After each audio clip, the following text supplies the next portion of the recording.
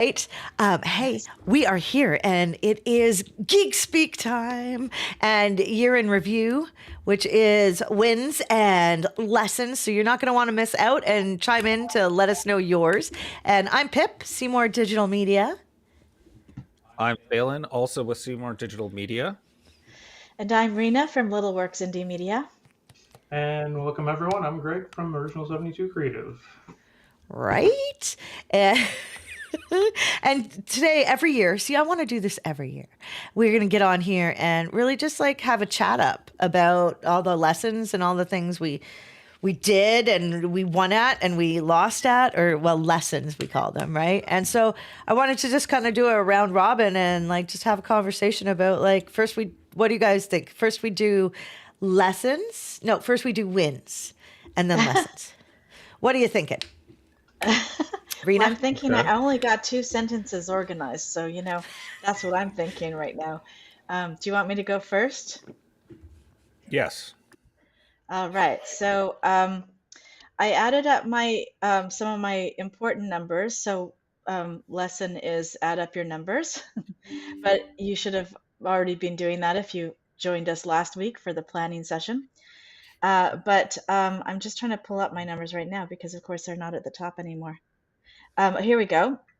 So the things that I look at are not only did I hit my goals or anything like that. So we want to look at those things, and this is where we find usually most of our challenges, or for me, most of my challenges and my wins is when I actually review these numbers. So what I've got here that I'm looking at is here we go. Okay. So basically, I look at what channels what are my new channels and what are the new strategies or tactics that I put in place. And 2023, I did focus, and up until 2023, I was looking at a lot of working with grants and trying to help my clients get the grants that are necessary for them to utilize my services and get their marketing up to the next level. 2023 was pretty good about that. It was mostly small grants I was working in, like $2,400 grants, the Grow Your Business Online. And I looked at how can I actually leverage that better. So this year we worked on pitching those grants to people that wanted bigger services, more services, so that we weren't just thinking in terms of $2,400 is the most we can do for them. So we looked at how can I apply that, like as a discount or a coupon or an added benefit or something like that. And that worked out very well. And then the other thing that I did was I partnered with somebody else who was doing the larger CDAP grants, which was the Boost Your technology. At first glance, that grant wasn't that appealing to a lot of small business owners because you got just a piece of strategy for that $15,000, right? So it didn't seem super valuable. And even one of my clients sort of complained that, well, that was all in my brain. And I'm like, yeah, but it never got to paper and it didn't get organized and executed, right? So it's true. A lot of that came from people, but what they weren't seeing was the added value of being able to hire the new people with a grant or pay the people that they already had on staff, which was a new thing. So usually you can get hiring grants pretty easy, but to find money to pay your current staff to implement that technology was something new, and there's a lot of value in that for some of our clients. And then the other piece was the zero interest line of credit for 3 years. You had no interest on a line of credit that you applied for up to $100,000. Now, granted, most people were getting around $50,000 or $75,000, but still, that's zero interest line of credit. Like you can use that money in so many great ways, right? Much better than financing it in other ways, unless you've got a lot of cash on hand. I think that's a big lesson, actually, when you think about it, because we're scrappy, the boot strings, pull up your, I know we don't have bootstraps, but we don't, I don't want to take on debt. And no. I know that this year's lesson was maybe debt isn't that bad. That was one of the lessons.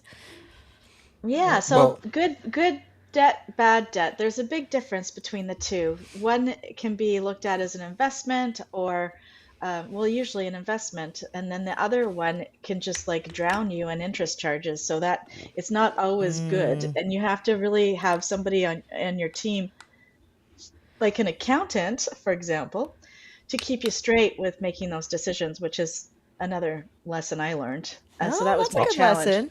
Yeah, Yeah. yeah. So Also, I just want to step in there to say a zero interest loan is actually free money because of inflation, right? So the money you eventually have to pay it, the money you yeah, have in the future, it's not going to be a lot, but at like 2% to we've experienced inflation for the first time this yeah, year in our yeah, lifetime, really. And so like if you have 5% inflation and someone gives you a 0% interest rate, that's actually yeah, that loan is 5% reduced by the time you actually get to paying yeah. them back. That's correct. Uh, This second part of that that's really good is that you don't actually have to spend it all. That's a beautiful thing about a line of credit. You don't have to, but it's sure nice to have it in your back pocket or create a plan for a certain portion of it or something like that, where you can actually do things in chunks. You don't have to leverage every single piece of credit that you have available, although you can, which is great. So a lot of people were a bit afraid of that line of credit, but that boosts your business technology. So what was really great for me and my big lesson is that when I first started doing that, the consultant gave me a referral fee. And it was a fairly large referral fee. So I was able to take that referral fee because really all I did was make an introduction. And so it didn't really, there was no cost for me to do that introduction. So I could take that entire referral fee and upsell my clients and turn that into a package, which was really a big win for me because I was able to get another group of these were all leads. These were none of them were my clients. I was able to get them in the door, get my work in front of them, build some rapport with them, and keep them. Some of them, anyways. And so that worked out really well. So the thing that I want to emphasize, though, is that changing the model of your business, which I thought when I first started doing this, I thought I was cheating. Do you know what I mean? I thought I was cheating because that wasn't the model of business that I had intended to do forever in my business. But what I realized at some point was that this was actually like probably one of my best moves I've ever made. Like, I really, really feel like it was a really good situation for me, both in getting good leads in and also being able to help people, which is, the number one reason why I'm in this. And then the second thing is making sure that small businesses get these grants, because generally also what happens is a lot of the grant money that the government puts out goes to very large corporations, and they actually utilize grants as a revenue stream. So they think about it as a revenue stream. They don't just think about it as like we think about, or some of us The have pain. thought about. Yeah, The it's a pain of lot. it It's a all. little. Yeah, it's a little bit of work to set up the applications, and it's Did you see also Greg's twitch? He twitched a smile no, there. I saw that, Greg. a little bit of a little. So it's a little bit of work on the application part for sure, and a lot of people think. And it's the weirdest mentality I've seen. Small business owners think that, oh, that's for businesses that are failing or businesses that don't have money. I'm okay. I'm doing okay. But really, it's big businesses utilize all of the money. So small businesses, when I can help them get access to grants, then it's usually the first time they've ever applied for a grant, and But there's grant you've money been, available every yeah. year. Yeah. Yeah, and that's true. And it's a really good way to differentiate your business, I guess. For sure it is. Because you could put that on your website now, right? I Like, do. So I actually collect an email list for people who are interested in being contacted whenever new grants come available that I think they will qualify for. So yes. well, I So love that's a that. whole And you've big been thing. working on this for years, though. You've been working with grant people. I Like, have. yeah, I yeah. have. I have for years. And but I haven't really leveraged it to the extent that I was able to in 2024 because they had the boost your technology business, and I really focused and shifted, and that's what looking at your numbers allows you to do. You can look, where does the money come from? Like where are the clients coming from? Which are your best clients? What do they have in common? And then you can figure out, okay, how can I make this even better? How can I work this angle better for next year so I can help more people. And that was my win. So the challenge huge. was, yeah. So are we going to do challenges afterwards? Yeah, we'll go after everyone around. does We'll their go win? around. Okay, great. Yeah. I'll save my So, challenge then. Greg, what's your win this year? If you got one. I had two things this year that, well, one was a partnership that was solidified, and the other, so that's not really a win, but just a positive for. What does that mean, though? That's a win. year. That's a win. Some details. That's a win. It is a win. I will. It is a Just win. let me keep going. And my other, what I'm considering an actual win, is that I got about 50% of my blog posts out for the Geekspeak topics that I did. Awesome. We all know how hard that is. I've never blogged before, so I'm wonderful. calling 50% a win. Yeah. Wonderful. I think that's huge. So- I think that's huge when you haven't done it website before. developer becomes a Later, marketer. but, you know, my goal for this upcoming year is try to get that to 100% for my topics for next year. Right on. So, I but love that. more on the partnership that I solidified. It's a relationship I've had probably going back to my former business, Jamacron. We didn't have the need for hosting or co-location because we did that ourselves in that business. But we did have people that we knew who referred clients to us for our services that were either co-location facilities or hosting companies. And one of those relationships I've had for going back since early 2000, we kind of solidified that I would be the person who would take care of all of the web development for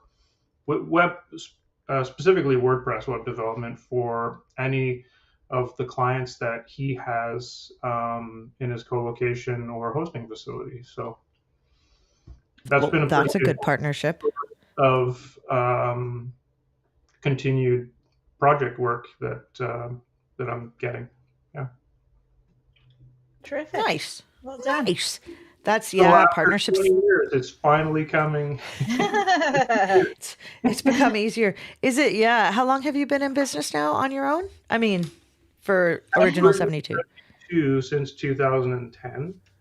Okay. But the 10 years prior to that, I had my own business with two other partners doing essentially the same thing. We did focus more on e-commerce back then, but it was you had an e-commerce office management. We had a full office and your sales rep. in the office, sitting in butts. Yeah. Yep. Loved your sales rep, didn't you? Sure. Sure. Okay, so that's a huge win. So a new partnership. So we got, and do you look at your books like Rena? Not as closely, no. Me neither. I'm working on it though. We changed accounting system, so now I'm being forced. But that's good. But actually, I could get tips from you, Greg. You use QuickBooks, right? I do. I think the difference between maybe myself and the three of you is that I'm not looking to expand and get a team, whereas Rena is always looking, to get more business and add people. You guys, I know you've been we've tried proactive and getting more projects and expanding into hiring. I did that, and I'm not going to do it again.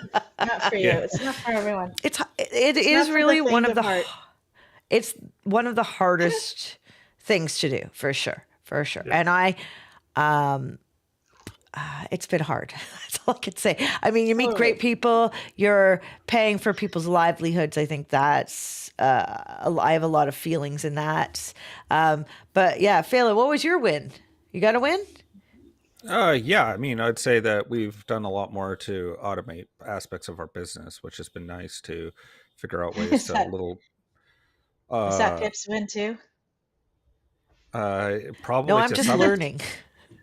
yeah, but there's different aspects, and I think that this year been able to put it into sharper relief how we can actually find little things that we're doing that are kind of annoying, that are just ways that we can get them automated out of the way, or get using Have any to sort of coding. automate. Yeah, or any little bits of coding that you could do to like make something that's like annoying that you do all the time to have it just be automatic. Yeah, use it to your advantage, right? So that's why I'm trying to learn. I'm in the automations. I think that's my win this year. So you're I guess there's very similar, Phelan. You got another one? That's my win. Hey, get your own. Shit, I Well, was they could second. both be the same. You could expand on it, Typically, what you're doing typically with your it. yeah, Yeah. typically when your goals are aligned, your wins and challenges will also be, especially if you're in the same company. Makes sense. All Yeah, right, yeah. all right. It stands to reason.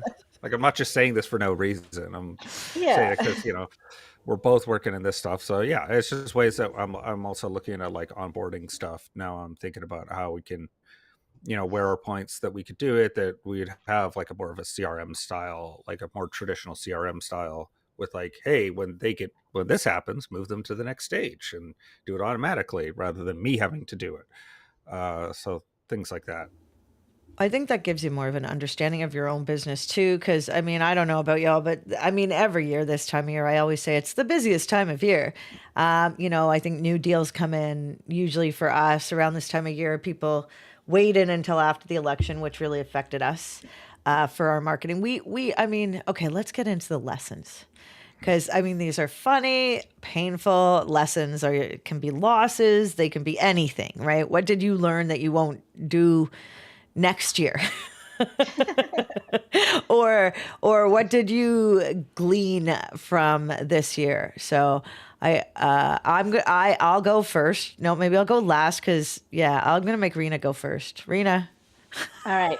So I actually didn't get done with my grant thing. I got two things that I want to just point out. This is really the big win.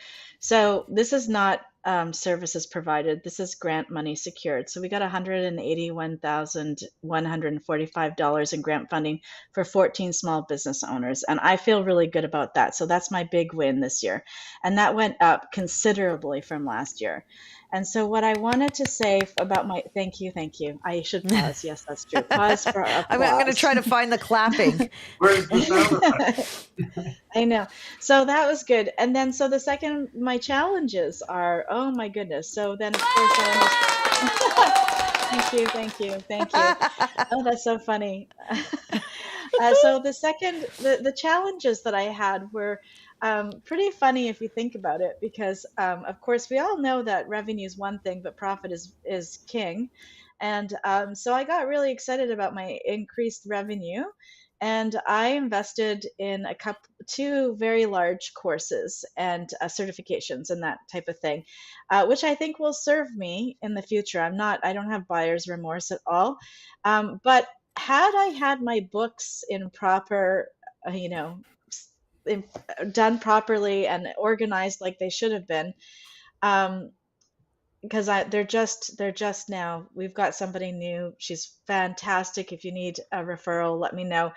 But I would have seen quite clearly that all of that reinvestment was going to make things a little pinchy for me in September, October, November, December, which it was a little pinchy in terms of cash flow management. So I think that I would never make another large purchase without running it by my accountant next time, or any new hires. I probably would run past my accountant first. I think that was my big lesson. And did I have a second lesson? I think that was like the one that really shook me the most, because I still feel like I'm struggling, which is, you want to not feel like you're struggling when you're not supposed to be struggling, when you're not when the sales are there, you want to feel good. You want to feel like the sales are there. Is what I'm trying to say. Yeah. Oh, and then the second challenge I had was also in hiring. So, and that's not just this year. This is like all the years. But I think what I've come to realize is that once you have your VA organized and you've got a lot of the low activities, hanging activities off of your plate, the next hire needs to be somebody better than you at something. It needs to be better. They need to be better than you so that they can honestly take stuff off your plate. Because I just did that and it was by accident completely. I didn't really realize how talented and experienced this person was because I hired in panic. Do we want to name And them? I, Do we want to name them? oh, we always wanted to name. Deanne is amazing. She's my favorite. She's just so good at her job. She's just so good at her job. So she has made my life infinitely easier. And so this is why, and now I understand. So I had heard, hire somebody better than you, hire somebody who's really good at what they're going to do. Don't hire somebody like too green. You actually need to have a good amount of high level staff in order to maintain and manage green people, train them up, because you're going to spend a lot of time with them. So it's much better to have that you need to be able to support them, basically. So I wouldn't say me going through the grant system and hiring new people in the industry has always worked. In fact, it's not worked out for me. It's never worked out for me. It's always been really hard. But now I can have Deanne in, and between the two of us, we can tag team, and it just makes life a lot easier. Greg, how do you feel about that? I feel like that is really good information. I mean, I don't know why anybody would ever think not to hire someone amazing. But I think maybe Yeah. Can't afford them. That's a good reason. Well, true. But if you can afford someone, you should never have the mindset of, I can't hire someone smarter than me. What a stupid thing to think. Yeah, sometimes people do it for ego reasons. They think that they need to be the most. They do, and that's why. Wait. I used to date dumber, but I didn't know I was dating dumber. Like and then I changed who I was dating. That's why I met Phelan, because he's not dumber. I'm glad you finished that sentence. It was a great decision. And I didn't know I did that. But so maybe people don't know they do that. Like I like hiring some green people because they're just, I want to hire who really wants a job sometimes. Sometimes people who really want a job are not skilled enough in the area. So you can teach a lot of things. You certainly can. But the thing that I found that I couldn't teach, which I now have a word for, I used to call it detail oriented, but everybody considers themselves detail oriented when you actually ask them. And it's not detail oriented, it's thoroughness. So do they actually check their work? That's not because they're detail oriented. That's because they're thorough. That's a learned behavior, though. No, it is not. There are some people who will always do it and some people who will never do it. And that's the bottom line. I think they learn after time, right? Because one of the people we work with, he's fantastic. Like he's come up over the last 2 years and he's pretty fantastic. And we just figured out that he needs to check, like, when you publish a blog post and then you check it, but oftentimes you don't check the blog post page, right? Where you should as well. So I guess what I mean, though, is that it's not like you can't take people that don't have experience and build them up to somebody who is more experienced. That's absolutely true. But for your second, third, and fourth hires, it shouldn't always be new people because you just become a revolving door. That's what was happening with me. I would train them up to a certain level and then they'd go work with another agency. And it was always like a lot of extra work on my part. So I think that makes me realize that there's a point to determine, and I think I've talked to Rena maybe about this before, or some of you, about there's smart people and then there's like skilled people. So, but it's not necessarily the case that a skilled person is really smart and really good. You could have a really good skilled person who just doesn't know how to make their own decisions. And I think it was you, Rena, that we were talking about. Yeah. Some people that you were dealing with who were just like, they can't make a choice, and they basically can't make decisions without on their own, without having questioning you. Why do I do it? Should I do it like this? It's just like a no-brainer. But in all fairness, it's more I think that even can be taught, because I did have somebody in my company a while back who used to do that too. And it wasn't because she couldn't make a decision. She was smart enough to make a decision. It's just that she didn't want to make the wrong decision and disappoint me. So we worked out this really fantastic system. One of my coaches told me this, is that the rule became, you bring two, you have a challenge, bring two options to me and we'll decide together. And that gives them the confidence to understand why I make the kinds of decisions, because I explain, okay, we're going to do this one and here's why, and we're not going to do this one and here's why not. And it's, and that helps them to actually understand the parameters of how to make decisions in your business, because both options could be good, but one option is going to be right for the case or the company or the whatever, Mhm. Anyways. You're muted. It sounds like you're on the path, Rena, of continuing to hire. Greg, will you be taking that path this year? No? Greg's still in the same boat. Okay. You got a lesson you learned? Well, I learned that if you keep the doors of relationships open, they'll come back at you 20 years later. Interesting.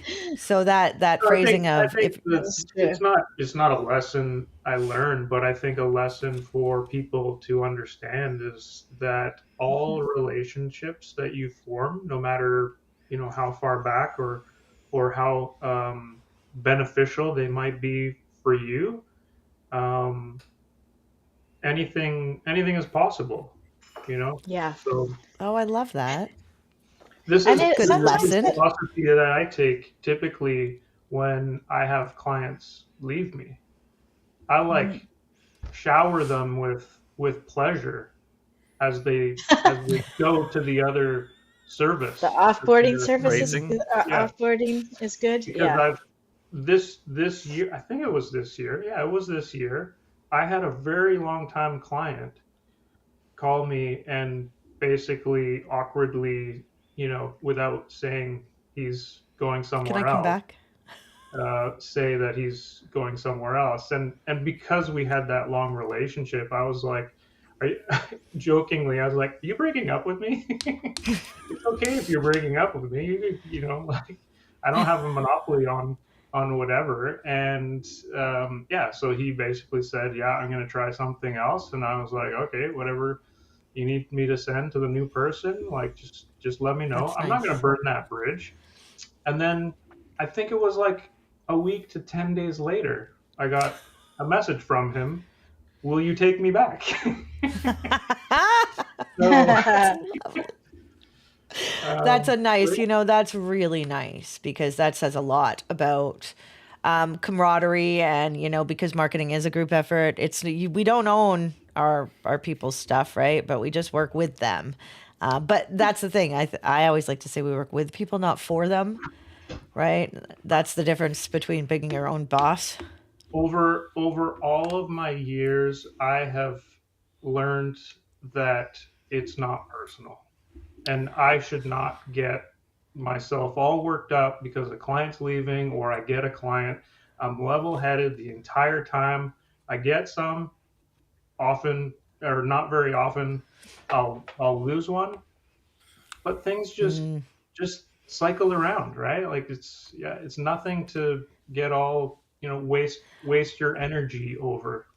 Well, it is hard. It is hard sometimes to It's hard, yes, but you have to deal with it in you do. a way of like focusing on the things that you need to do, and don't focus on why. Yeah. You should Don't focus maybe on the think, losses. why is this client leaving? Because maybe there's a business lesson you can learn. Did I do something wrong or Could I whatever? improve? But don't hold on to that bitterness or grudge, because clients make decisions for their business, right? Yeah. We've It's learned not- that. That's our big lesson over the years. Well, my big lesson, anyways, because we had some attrition about 3 months ago. That did really affect our business, because we had tried hiring and we had changed all these systems. And so we were just pedaling for life. And oh my God, it just like it wasn't about us. It was about their businesses, as you said, right? But I mean, I guess after 10 years, you kind of start to see that there's sometimes no rhyme or reason. Like they might leave just because they met somebody else or they're closing down their business. I mean, I've had two people close down their businesses while we've worked with them. Two? Is it Yeah. two or three? Two. And so yeah, that's our big lesson, or my big lesson too, is the like, I'm not as level headed as you, Greg. I but used to get so mad at clients or potential clients to be like, "Oh, my friend's son said he would do it," Oh yeah, and I'm like, I love "All that. right, That's my go favorite. got that. go waste your time with that for a while. I got that I'll this be year. here when you need someone who knows what they're doing." Yeah, I got that this year. My son is tech savvy. He's going to do the social posts, and I just had a little peek the other day, and it looks like the videos that were being posted are done in a completely not a great way. So they've gone from having like hundreds and hundreds and sometimes even thousands of views on their content to the last one was 18 reach 18, not even views. And because you can't track views when you share the video in a particular way, and 17 the one previous, and I didn't go any farther but down the line. But it's true, that is disappointing because you spend all the time working up somebody's assets and getting the numbers in a good place. Oh, I've got actually another client that did something like that about their ads, and now I'm still CC'd into the Facebook thinks you have some performance issues with your emails notifications, and I'm like, oh yeah, of course you do. And it's disappointing because they spend all that money, you spend all that time getting them to a certain place, and then if they forget to remove you from the assets, you just see it go down and down and down, and it just breaks your heart sometimes. Really? Does it break your heart? Does it? It does. When they leave you? Yeah, it Sometimes does. I'm like, Yeah, it ha! I No, do it check a breaks my heart client. when they leave me and they don't get the same kind of results. That's what breaks my heart. Yeah, for sure. And Phelan, let's go to you. What is it? I know we're out of time, but we're It's not the out of last touch. one. We can go long. Yeah. I can't. I can't go long. Why? But because I have a meeting. Yeah. Tell us about your biggest lesson this year. I think we've kind of covered it, and it's definitely the lesson that most people gain is like, don't have all your eggs like in one boss. Basically, if you're gonna get hired by someone, don't have one of them be like your whale. That if something happens to them, that totally screws your business. We had that happen where our top 3 clients all pulled back. Because of climate change. Yeah, and so they're like, it wasn't anything we were doing, so that can also happen where it's absolutely nothing to do with you, but it's like some external forces caused it that they need to do a shift and cut budgets, and that can happen. And there's also a lot of lessons about unpredictability right now, because anyone that says that the market is predictable at this moment is lying to you.